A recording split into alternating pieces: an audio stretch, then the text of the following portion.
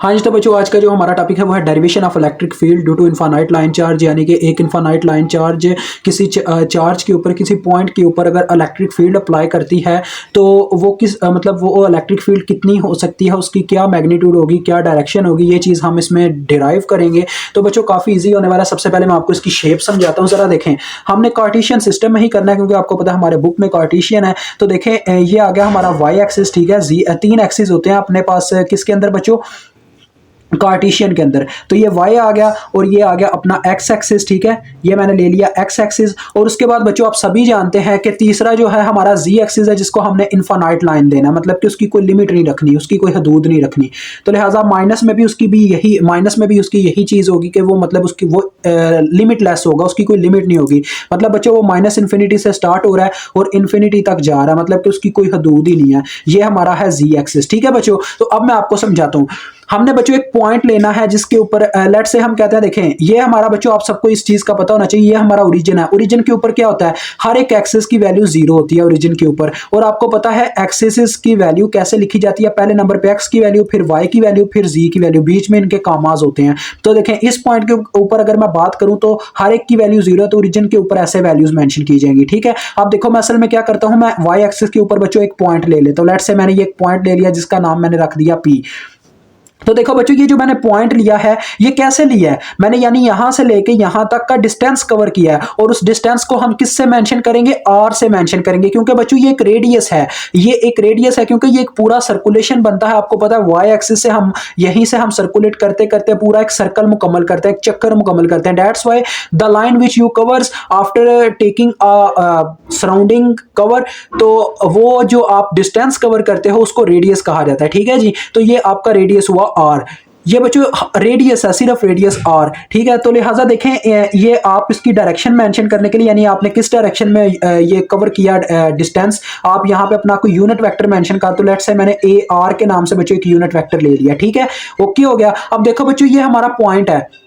इस पॉइंट के ऊपर अगर मैं बात करूं ना, मेरे कोऑर्डिनेट्स की क्या क्या वैल्यू है। अब देखें मैंने जो डिस्टेंस कवर किया वो वाई एक्सिस की डायरेक्शन में किया, मतलब सिर्फ वाई एक्सिस पे किया, ना एक्स एक्सिस पे किया, ना जी एक्सिस पे किया। यानी कि एक्स एक्सिस और जी एक्सिस अपनी उसी पॉइंट पे काम है, यानी कि उनकी वैल्यू अभी भी जीरो है, ठीक है।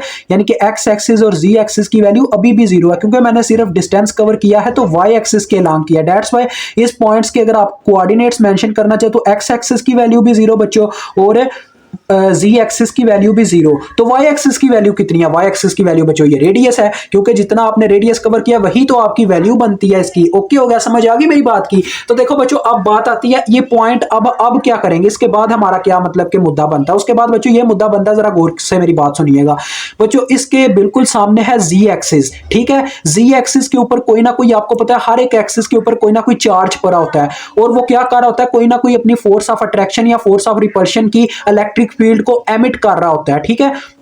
अभी मैं आपको इसकी मिसाल देता हूं, रुकें।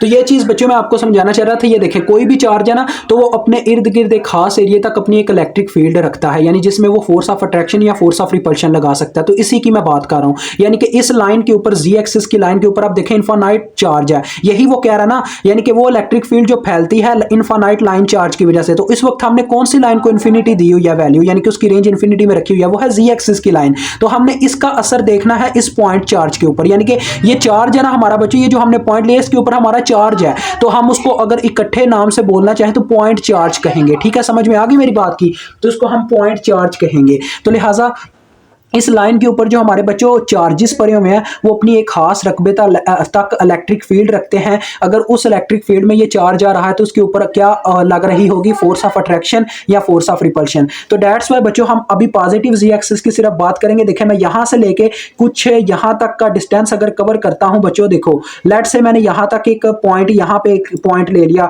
यानी कि ये एक पॉइंट चार्ज ले लिया मैंने जी एक्सिस की इनफाइनाइट लाइन पे, जिसको मैं कह देता हूं डी एल, क्योंकि ये बच्चों डिस्टेंस है ना, ये चेंज आया इसकी हाइट में। पहले मैंने जीरो से चेंज किया, मतलब मैंने अपनी हाइट में चेंज लाया। ये जी एक्सिस आपको पता है हाइट को मेंशन कर रहा होता है। तो लिहाजा मैंने क्या चेंज किया, मैं यहां से चला हूं और यहां तक मैंने एक डिस्टेंस कवर किया है। तो उसकी वैल्यू बच्चों कुछ भी हो सकती है, लेकिन वो जी एक्सिस की ही वैल्यू होगी। दैट्स वाई इसको मैं पॉजिटिव जी से मेंशन करूंगा। आगे मेरी बात की समझ, यानी यहां पे जो हमारे पास वैल्यू है वो है पॉजिटिव जी। और उसके बाद देखो बच्चों क्या होगा, जरा गौर करना कि ये जो मतलब के पॉइंट है ना, ये मैंने जो चार्ज ले लिया है ये अपनी तरफ से कोई ना कोई मतलब के जो फोर्स ऑफ अट्रैक्शन या फोर्स ऑफ रिपल्शन होगा वो इस पॉइंट चार्ज यानी कि ये जो हमने चार्ज लिया हुआ है वाई एक्सिस के ऊपर, उसके ऊपर कोई ना कोई फोर्स ऑफ अट्रैक्शन या फोर्स ऑफ रिपल्शन लगा रहा होगा, जिसे हम पॉजिटिव यानी कि कैपिटल आर से मेंशन करते हैं बच्चों। ये कैपिटल आर आपको भी समझ में आ जाएगा जब इसका हम फार्मूला लिखेंगे। तो इसकी भी बच्चों एक डायरेक्शन होगी जिसको हम ए आर से ही मेंशन करेंगे। समझ में आ गया? ए आर हमारा वो यूनिट वेक्टर है जो हमारी फोर्स ऑफ अट्रैक्शन और रिपल्शन को मेंशन करवा रहा है। ठीक है, समझ आ गई बात की? तो अब मैं आपको इसका फार्मूला लिख के बताता हूं जहां से हमारी डेरिवेशन असल में स्टार्ट होगी। तो देखो बच्चों जरा गौर करना। अब देखें, अगर मैं डीएल का बच्चों लिखना चाहूं, मतलब कि डीएल एक लिहाज से ये डी क्यू ही है आपका। डीएल को आप डी क्यू भी कह सकते हो क्योंकि ये आपको पता है डीएल हमारा चेंज इन चार्ज होता है। तो डीएल चेंज इन चार्ज के फार्मूले में आता है, जैसे कि आपको ये फार्मूला याद होगा बच्चों, क्यू का हमने फार्मूला पढ़ा हुआ है, Q is equal to rho L D L. पढ़ा हुआ है ना आप सबने, rho L D L. Sorry, ये टोटल चार्ज का फार्मूला होता है जिसके अंदर इंटेग्रल भी आ जाता है। हम इंटेग्रल की भी बात नहीं कर रहे, हम टोटल चार्ज की बात ही नहीं कर रहे, हम एक पॉइंट चार्ज की बात कर रहे हैं। तो दैट्स वाई ये फार्मूला होगा डी क्यू का। तो ये बच्चों मेरे पास फार्मूला है डी क्यू का। ठीक है जी, डी क्यू ओके हो गया, क्योंकि ये एक सिर्फ एक पॉइंट के ऊपर चार्ज की बात की जा रही है। ठीक है, एक पॉइंट के ऊपर चार्ज की बात की जा रही है। तो ये डी क्यू का ये फार्मूला है। अब देखिए, मैंने आपको ना एक फिक्रा आप सबने लिखना है, वो क्या है जी, द कोऑर्डिनेट्स, यानी आपने कोऑर्डिनेट्स बताने हैं। ये थ्योरेटिकल लाइन है लेकिन आपको लिखनी पड़ेगी बच्चों आपकी डेरिवेशन में। द कोऑर्डिनेट्स ऑफ किस चीज के कोऑर्डिनेट बच्चों, अगर आपने पहले बताना है कि जो कोऑर्डिनेट्स हैं हमारे पास डी क्यू के जो हमारे पास कोऑर्डिनेट्स हैं वो क्या है, वो है बच्चों आर सॉरी, यहाँ पे तो मैं इज इक्वल टू नहीं ना लगा सकता, आर। देखो बच्चों, डी क्यू के अगर मैं कोऑर्डिनेट्स चेक करूं, जब डी क्यू मतलब कि जो चेंज इन चार्ज है, देखें यहाँ पे तो हमारे चार्ज की वैल्यू जीरो थी, क्योंकि बच्चों हम बात कर रहे हैं जी एक्सिस हमारी इनफाइनाइट लाइन है, तो इसके ऊपर वो हमारे चार्जेस है जो इसके ऊपर फोर्स ऑफ अट्रैक्शन या रिपल्शन लगा रहे हैं इस पॉइंट चार्ज के ऊपर। ठीक है, क्योंकि पी हमारा एक पॉइंट है बच्चों, तो इसके ऊपर जो चार्ज कहलाएगा उसको अगर हम इकट्ठा बोलना चाहें तो हम कहते होते हैं पॉइंट चार्ज। ठीक है, दैट्स वाई इस पी को मैं बार बार पॉइंट चार्ज कह रहा हूं। ओके हो गया, समझ आ गई बात की? और हमने ये चीज करनी है इसके अंदर कि हमारे इस जी एक्सिस के ऊपर जो चार्जेस हैं वो कितनी फोर्स ऑफ अट्रैक्शन या रिपल्शन लगा रहे हैं इस पॉइंट के ऊपर। तो अब मैं सिर्फ फोर्स बोलूंगा, फोर्स ऑफ अट्रैक्शन है या रिपल्शन, ये अब तय करता है कि आपका क्वेश्चन में क्या आता है। ठीक है, तो देखो the coordinates of D Q क्या हो गया बच्चों,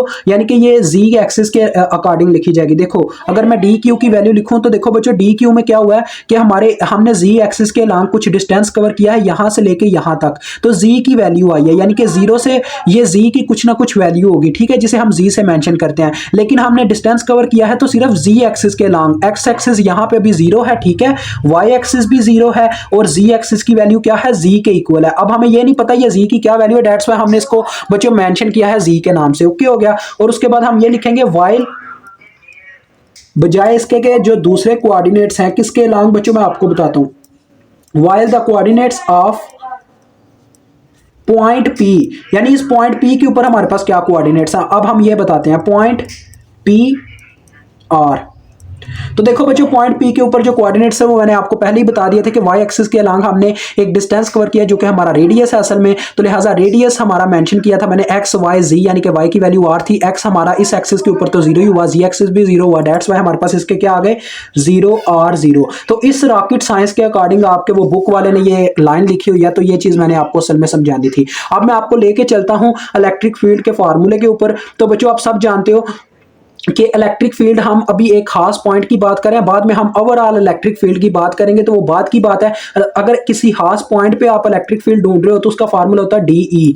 तो DE is equal to D Q, मतलब उसको मेंशन डीई के नाम से किया जाता है, D Q over 4 pi epsilon not, साथ में होता है बच्चों आर का स्क्वायर, ठीक है, यानी कि आर की मैग्नीट्यूड का स्क्वायर, और साथ में होता है यूनिट वेक्टर जिसको हम मेंशन करेंगे ए आर से, क्योंकि यहां पे हमने जो यूनिट वेक्टर लिया यानी कि जो बच्चों हमारी डायरेक्शन को मेंशन कर रहा है वो ए आर है। ठीक है, ये चीज याद रखना। तो ये आपका अभी एक वेक्टर हो गया, ठीक है, दैट्स वाई वेक्टर को मेंशन करने के ऊपर आपने ये साइन लगाना है। तो बच्चों अभी आपको यहाँ पे कुछ वैल्यूज चाहिए, देखें डी क्यू की आपको वैल्यू पता है वो है रो एल डी एल। तो देखो बच्चों एक और चीज इसके आगे एक और स्टेप कर दें कि आपने डी एल यानी कि आपकी डिफरेंशियल लेंथ यानी कि चेंज इन लेंथ कहां पे आया, कौन से एक्सिस के अलोंग है, ये बच्चों आया हमारा जी एक्सिस के अलोंग। देखे ना, पहले हम जीरो पे थे, अब हमने कुछ फासला कवर करके जी तक की हाइट का मतलब के चेंज ले आए हैं, यानी कि हमारे जी के बीच में जो चेंज आया जी की वैल्यू में, पहले उसकी इनिशियल वैल्यू जीरो थी यानी जी वन कह लो, और जो जी टू की वैल्यू है वो है जी। ठीक है, यानी हमारा इनिशियल पॉइंट हो रहा है, फाइनल पॉइंट हो रहा है, तो लिहाजा लेंथ किस साइड पे चेंज आ रहा है लेंथ में, वो z के लॉन्ग आ रहा है। तो दैट्स वाई यहाँ पे हमारा dl किस से रिप्लेस हो जाएगा, dz से, क्योंकि बता बच्चों आपको पता है डिफरेंशियल लेंथ अगर हम z के कोऑर्डिनेट यानी कि z एक्सिस के लॉन्ग लिखना चाह रहे हो तो वो बराबर होती है dz के। दैट्स वाई ये आ जाएगा रो एल dz। ओके हो गया, समझ में आ गई बात। अब आगे आ जाए, देखिए अब मुझे यहाँ पे असल में बच्चों कुछ चीज़ों की वैल्यू चाहिए, एक ए आर की और एक आर की। तो आर की वैल्यू वैसे ही पता चल जाएगी ए आर की मदद से। बच्चों देखो आपको पता है सबको कि यूनिट वेक्टर बराबर होता है, ये यूनिट वेक्टर है ए आर, वो बराबर होता है वेक्टर ओवर वेक्टर की मैग्नीट्यूड। तो ए आर किस चीज का यूनिट वेक्टर था, वो इस आर को यानी कि इस रेडियस को मेंशन कर रहा है। तो दैट्स वाई ऊपर आ जाएगा आर का वेक्टर, ठीक है, आर वेक्टर और आ जाएगा आर की मैग्नीट्यूड। अब ये हमने आर की मैग्नीट्यूड बच्चों निकालनी है, देखिए कैसे निकालते हैं। अब जरा बच्चों ना एक मेरी मिसाल समझ लीजिएगा, क्योंकि जो कोई मेरी इस मिसाल को समझ गया ना वो कह लें उसका बेड़ा पार हो गया। तो देखो ये असल में पता क्या है, आप ऐसे समझो ये जो वाई की लाइन है ना, ये ऐसे ही है जैसे आप पबजी खेल रहे हो, ठीक है, यानी कि जो बच्चे मतलब कोई भी आपका सोशल मीडिया, आप कोई सोशल मीडिया पे काम कर रहे हो, पबजी खेल रहे हो, पबजी समझ लो आप पबजी खेल रहे हो, तो ये जो आपको पता है जी एक्सिस है, जी एक्सिस कह लें आपका कोई घर वाला है या आपकी छोटी सिस्टर है, आपका छोटा भाई है। जब आप पबजी खेल रहे हो, आप जो ही किसी एनिमी को किल करने वाले हो, ठीक है, यानी कि आपका कोई अच्छा पॉइंट चुका हुआ है जहां पे आप मार भी सकते हो और वहां पे विन भी हो सकते हो, मतलब कि लूज भी गेम हो सकती है, विन भी हो सकती है। लेकिन आपका भाई आपको तंग करे और आप हार जाओ तो वो आपके लिए क्या हुआ, वो आपके लिए एक नेगेटिव इंपैक्ट हुआ। लेकिन अगर आप पे वो नेगेटिव इंपैक्ट नहीं डालता बल्कि आपको क्या करता है उल्टा, वो आपको तंग नहीं अगर करता और आप पे आपको गेम जिता देता है, तो वो तो पॉजिटिव इंपैक्ट होगा। यानी कि अगर आप पबजी खेलते रहो, यानी ये बच्चों अब मैं आपको बताता हूँ असल में ये क्यों मैंने मिसाल दी, आपको आप समझाता हूँ। ये जो पॉइंट चार्ज है ना वाई एक्सिस पे, ये बच्चों हमारा मूव कर रहा होता है वाई एक्सिस के लॉन्ग, क्योंकि हमने इस चार्ज को मूव करवाया वाई एक्सिस के लॉन्ग। तो असल में हुआ क्या, वाई एक्सिस के लॉन्ग ये मूव कर रहा था, लेकिन ये जो जी एक्सिस के ऊपर लाइन चार्ज है, मतलब किसके ऊपर चार्जेस पड़े हुए हैं, ये अपनी तरफ से फोर्स ऑफ अट्रैक्शन या रिपल्शन भेजते हैं, जिसकी वजह से क्या होता है, ये चार्ज जिस साइड पे डिस्टेंस कवर कर रहा होता है वहां से ये डिस्टर्ब हो जाता है, मतलब ये या तो इसको अट्रैक्ट करना शुरू कर देते हैं, इसको रिपेल करना शुरू कर देते हैं। तो लिहाजा ये इसके लिए क्या हुआ, इस चार्ज के लिए ये एक नेगेटिव इंपैक्ट हुआ। तो दैट्स वाई जब आप इसका आर वेक्टर लिखना चाहोगे ना, इसका आर वेक्टर बच्चों वैसे तो उस्ताद पता नहीं किस फार्मूले से समझा बैठते हैं, उनका फार्मूला और होता है, लेकिन मैं आपको ये मिसाल देता हूं, इससे आप सारे बच्चों को याद रहता है, ठीक है। तो देखो अब मैं आर की ना यहाँ पे वेक्टर फॉर्म लिखने लगा, जरा गौर करें। हमारे लिए पॉजिटिव इंपैक्ट क्या है बच्चों, मतलब पॉजिटिव इंपैक्ट जो डिस्टेंस हम वाई एक्सिस के लॉन्ग कवर करते जाएंगे। तो देखो बच्चों जितना जितना मतलब मैं ज्यादा डिस्टेंस कवर करता जाऊंगा उतना मेरा रेडियस बढ़ता जाएगा, यानी कि असल चीज मेरी आर है यहाँ पे। तो लिहाजा मैं कौन सी वैल्यू प्लस में लिखूंगा, आर वाली जो वाई एक्सिस पे मेरी बढ़ रही है वो है आर। तो लिहाजा ये आ गया आर प्लस में। और बच्चों माइनस, आर में से माइनस होगी एक चीज, कौन सी चीज, देखो बच्चों वो है ये वाले चार्जेस, मतलब कि इस जी एक्सिस के ऊपर जो हमारी वैल्यू बन रही होगी ना वो माइनस में लिखी जाएगी, क्योंकि ये मेरे ऊपर नेगेटिव इंपैक्ट आ रही है, ये मेरे चार्ज को या तो अट्रैक्ट करेगा या उसको रिपेल करेगा। दैट्स वाई वो माइनस में लिखा जाएगा। और हमारा देखो हमारे पहले जी की वैल्यू 0 थी, लेकिन जब हमने कुछ उसमें चेंज लाया तो अब उसकी वैल्यू जी हो चुकी हुई है, यानी हमने कुछ हाइट कवर कर ली है। जी 2 की वैल्यू यहां पे लिखी जाएगी, वो क्या है जी। तो दैट्स वाई यहां पे आ गया जी। अब साथ में बच्चों आपने ये भी मेंशन करना कि आप ये कौन से मतलब के वेक्टर के लॉन्ग चल के ये 2 पॉइंट्स आपने लिए। आर हमने कौन से वेक्टर के लॉन्ग लिया, वाई के लॉन्ग। तो आपको सबको पता होना चाहिए वाई के लॉन्ग आप यूनिट वेक्टर कौन सा मेंशन करते हो, ए वाई, ठीक है बच्चों, ये यूनिट वेक्टर होता है। और जी के लॉन्ग हमारा कौन सा यूनिट वेक्टर होता है, जी के लॉन्ग होगा ए जी। ये सब ने पढ़ा हुआ है बच्चों, अब मुझे ये बार बार बताने की जरूरत नहीं है। तो ये तो आ गया आर का वेक्टर। अब आर की मैग्नीट्यूड अगर आप निकालना चाहे तो आपको बहुत सिंपल पता है, वो सिंपल फार्मूला होता है कि आप इन दोनों का स्केयर ले लोगे तो आ जाएगा आर का स्केयर प्लस माइनस जी का स्केयर। तो ये बच्चों क्या बन गया, R square plus G square. Okay हो गया। अब आ जाओ नीचे। अब बच्चों मैं वैल्यूज पुट करने लगूं डी ई के अंदर सारी। तो देखो D E is equal to D Q, ठीक है बच्चों। डी क्यू की जगह अगर मैं वो वैल्यू पुट कर दूं तो अच्छी बात नहीं है। तो देखो पहले मैंने रो एल पुट कर दिया, ठीक है, और आगे क्या आ गया डी जी, ठीक है बच्चों। मैंने डी क्यू की ये इक्वेशन पुट कर दी यहाँ पे। तो देखो उसके बाद मुझे और क्या यहाँ पे पुट करना है, बटे में है मेरे पास 4 पाई एप्सिलॉन नॉट, और साथ में आर का स्केयर। अब यहां पे आपने मार नहीं खानी के ये वाला आर पुट करने बैठ जाओ बच्चों। ये जो आर का स्केयर है ना, ये असल में आर की मैग्नीट्यूड है, और ये चीज मैं आपको कूलम्स लॉ में बता चुका हूं। तो इस आर का स्केयर, ये आर की मैग्नीट्यूड है असल में, ये वैल्यू आप इसकी जगह पुट करोगे, यानी आ जाएगा R square plus G square whole का स्केयर। ठीक है बच्चों, ये उसकी मैग्नीट्यूड वहां पे पुट होगी। और आगे ये जो ए आर का मतलब कि यूनिट वेक्टर था, उसकी जगह ये आपने फार्मूला अप्लाई करना है, यानी कि ऊपर आर के वेक्टर की वैल्यू जो कि आई है आर ए वाई, यानी कि यूनिट वेक्टर माइनस जी ए वाई, ए जी सॉरी ए जी। ओके हो गया। और बच्चों बटे में आ गया आर की मैग्नीट्यूड जो कि हमारे पास है ये इस फॉर्म में R square plus G square. ठीक है बच्चों, ओके हो गया। अब मैं आपको एक चीज यहां पे बताना चाहूंगा आगे बढ़ने से पहले। देखो बच्चों, यहां पे है R square plus G square under root का होल स्केयर। तो देखो स्केयर और अंडर रूट आपस में आपको सबको पता कैंसिल हो जाते होते हैं, तो यहां पे सिर्फ रह चुका होगा आर स्केयर जी स्केयर, ठीक है, जिसकी पावर 1 है। और यहां पे है R square plus G square की पावर 1/2। तो देखो बेसिस सेम है, पावरें बस और हैं, तो लिहाजा जब दो बेसिस सेम और आपस में मल्टीप्लाई हो रही हो तो आपको पता है पावरें ऐड हो जाती है, तो इन दोनों की पावरें ऐड हो जाएंगी 1 + 1/2, तो ये बन जाएगा 3/2। तो दैट्स वाई नेक्स्ट स्टेप में हमारे पास आ जाएगा, देखो बच्चों, D E rho L D G over 4 pi epsilon naught, और ये क्या बन जाएगा R square plus G square की पावर 3/2, यानी कि हमने इन दोनों को इकट्ठा कर लिया और पीछे ये चीज रह गई आर ए वाई और साथ में जी ए जी। अब बच्चों ये जी ए जी लिखने से पहले मैं यहाँ पे एक चीज मेंशन करना चाहूंगा कि जी ए जी आपके पास जीरो आने वाला है। ये क्यों जीरो आता है ये भी मैं आपको बताता हूँ, इज इक्वल टू जीरो। मैं आपको बताता हूँ ये क्यों जीरो आता है।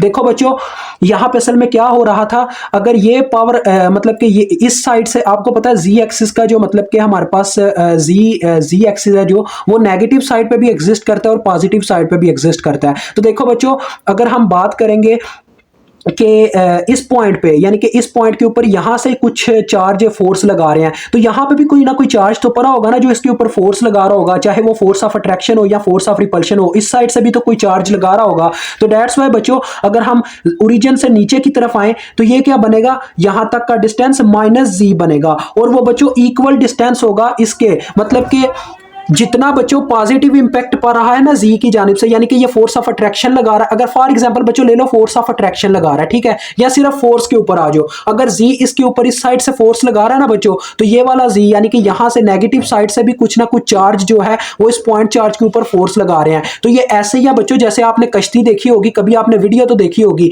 कश्ती ऐसे ऐसे पानी में झूलती होती है, ऐसे ऐसे कर रही होती है, लेकिन एक लम्हा आता है वो अपनी जगह पे स्टेबल हो जाती है। क्यों? क्योंकि दोनों साइड से फोर्स लग रही थी, तो लिहाजा वो फोर्स ऑफ अट्रैक्शन और फोर्स ऑफ रिपल्शन आपस में मिलते जुलते कैंसिल ईच अदर, यानी कि एक दूसरे को कैंसिल करती गई। तो दैट्स व्हाई ये जी ए जी आपका जीरो हो जाता है, क्योंकि ये दोनों एक दूसरे के, यानी कि इस साइड से जितनी फोर्स लग रही है उतनी ही उस साइड से लग रही है। दैट्स व्हाई इस चार्ज पे कोई असर नहीं पड़ेगा, तो दैट्स व्हाई ये जीरो हो जाएगा। ठीक है, समझ में आ गई बात? तो ये जीरो हो गया।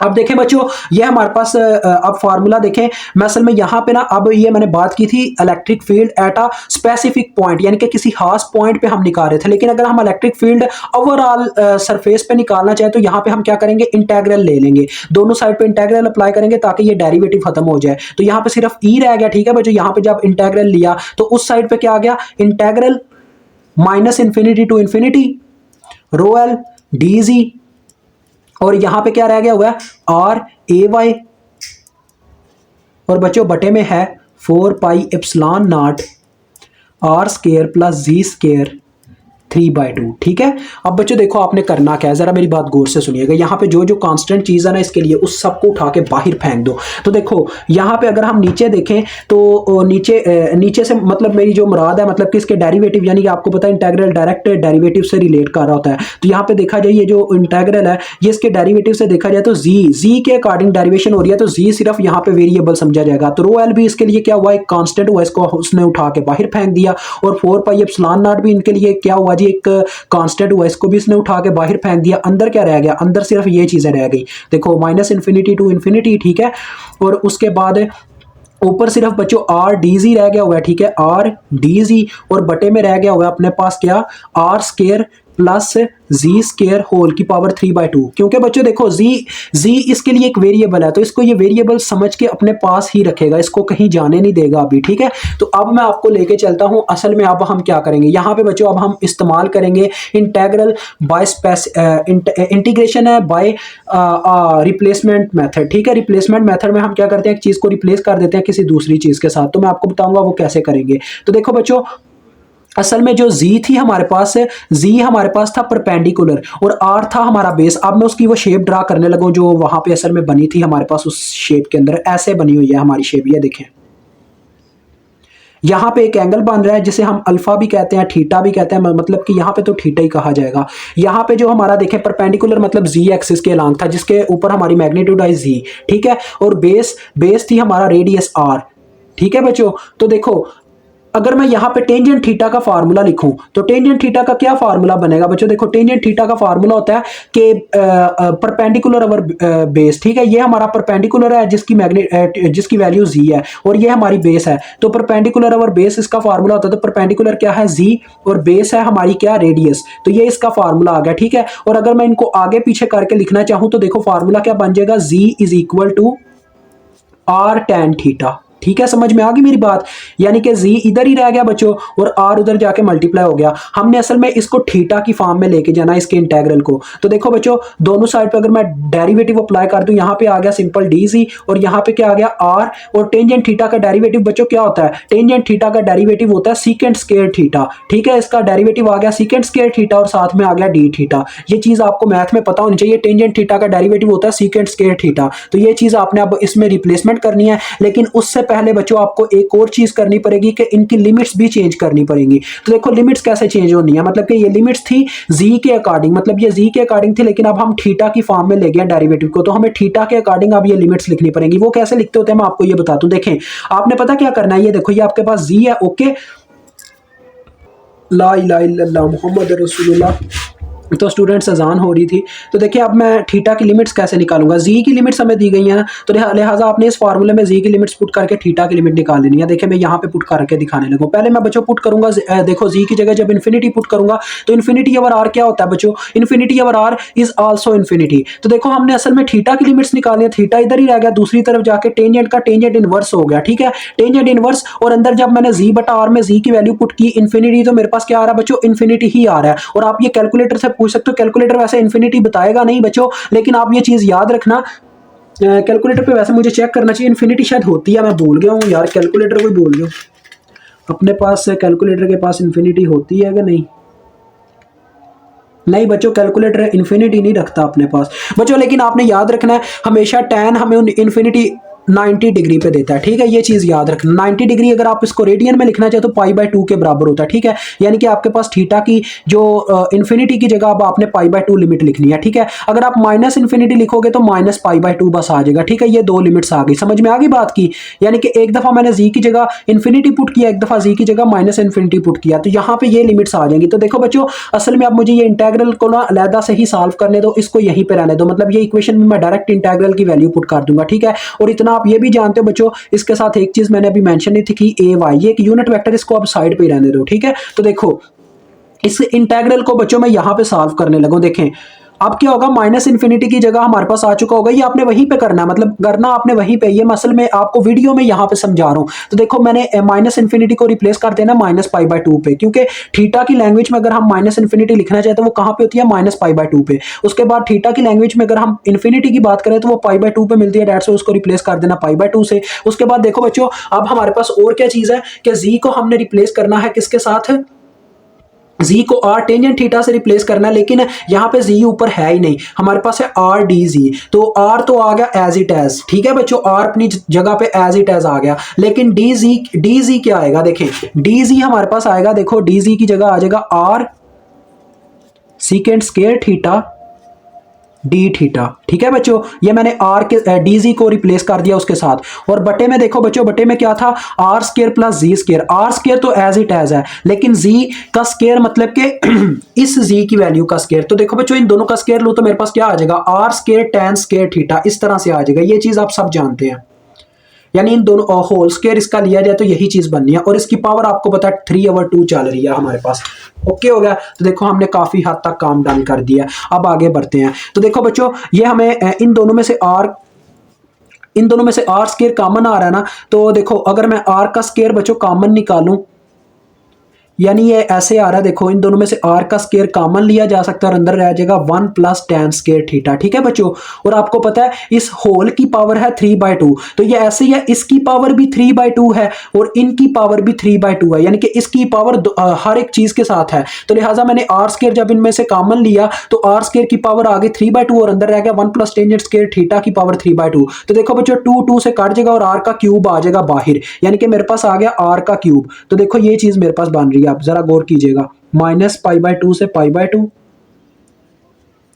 यहां पे एक स्टेप कर लेना चाहिए था, चले यहीं पे अब करता हूं। देखो बच्चों मेरे पास क्या आ रहा है, ऊपर बन रहा है R square secant square theta D theta. ठीक है, और बटे में क्या बन रहा है अभी तक, आर का क्यूब बाहर आ गया। ठीक है, आर का क्यूब बाहर आ गया, इतना हम समझ में लगता है, और अंदर क्या रह गया हुआ 1 + tan स्क्वायर थीटा। अभी मैं बच्चों यहाँ पे 1 + tan स्क्वायर थीटा एक दफा लिख देता हूँ आपके लिए, लेकिन मैं एक स्टेप कर सकता था अपने लॉजिक के अकॉर्डिंग, लेकिन मैंने आपको यहाँ पे समझाना है, असल मेरा मकसद समझाना है, यहाँ पे मैं खुद करने नहीं आया हुआ। तो देखो यहाँ पे ये कटिंग हो सकती है ना, आर का स्क्वायर कट गया और यहाँ पे सिर्फ आर रह गया, क्योंकि नीचे 3 आर थे ऊपर 2 आर थे, 2 आर कट गए, 2 आर के साथ 1 आर अभी नीचे रह गया। ठीक है, तो अब देखो जरा बच्चों गौर करना, 1 + tan स्क्वायर थीटा, जरा गौर कीजिएगा, मेरी बात पर गौर कीजिएगा। आपने ये आइडेंटिटी पढ़ी होगी मैथ के अंदर कि 1 + tan स्क्वायर थीटा बराबर होता है सीकेंट स्क्वायर थीटा के। This is the trigonometric identity, तो इस चीज को आपने याद रखना है। तो लिहाजा हम क्या करेंगे, 1 + tan स्क्वायर थीटा को रिप्लेस कर देंगे सीकेंट स्क्वायर थीटा से। तो सीकेंट स्क्वायर थीटा का ये भी मैं रफ अमल में कर रहा हूं, देखें सीकेंट स्क्वायर थीटा की पावर आ जाएगी 3/2,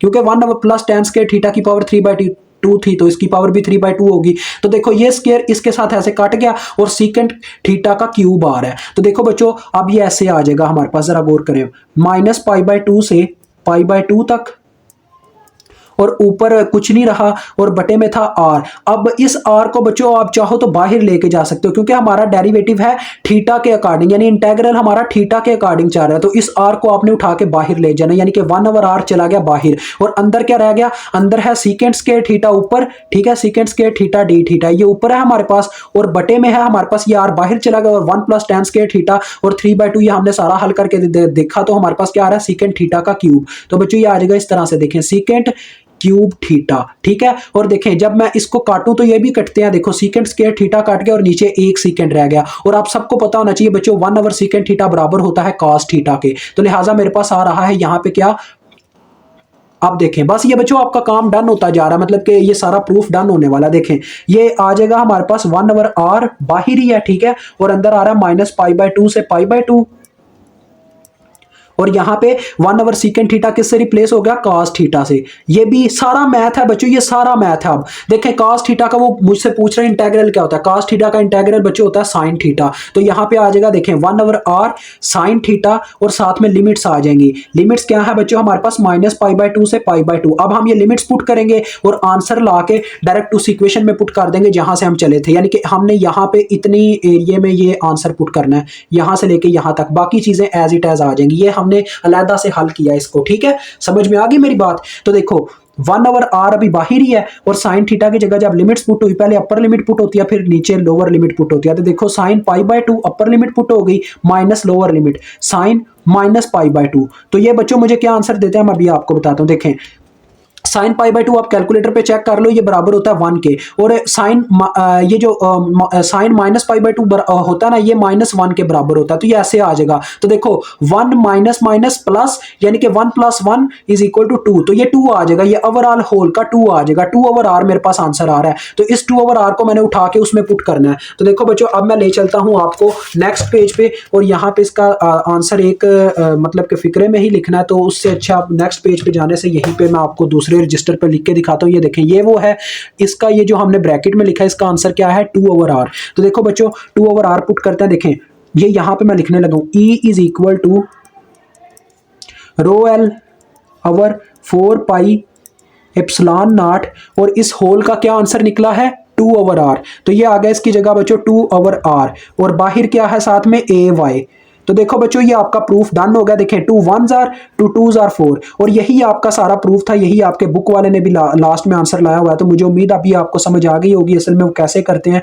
तो ये देखें 2 पाई और साथ में ये आर भी आपने लिख देना क्योंकि आर भी मल्टीप्लाई हो रहा है और साथ में एप्सिलॉन नॉट और साथ में आपका यूनिट वेक्टर आ गया। ओके हो गया जी, ये आपका क्वेश्चन डन हो गया। मुझे उम्मीद है आपको समझ आ गई होगी। देखो स्टूडेंट्स काफी इजी था, बस ये बतंगर बनाया हुआ है इन्होंने, काफी लंबा कर दिया हुआ है कि दिमाग खराब होता है देख के।